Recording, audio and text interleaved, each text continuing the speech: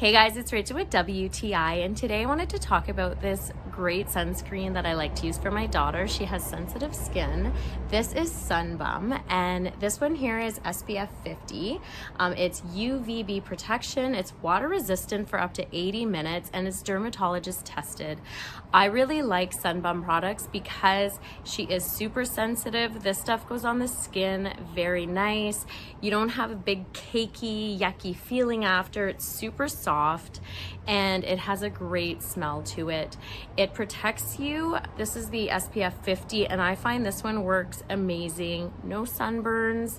It is also Oxybenzone free, gluten free, and vegan free. So besides the cool packaging, because it looks like wood, it looks pretty cool, and the cute little, I don't know what that is, a monkey. I find the packaging very cool. It is very amazing. They have such a great line of products as well if you do have sensitive skin, but that's just my point of view.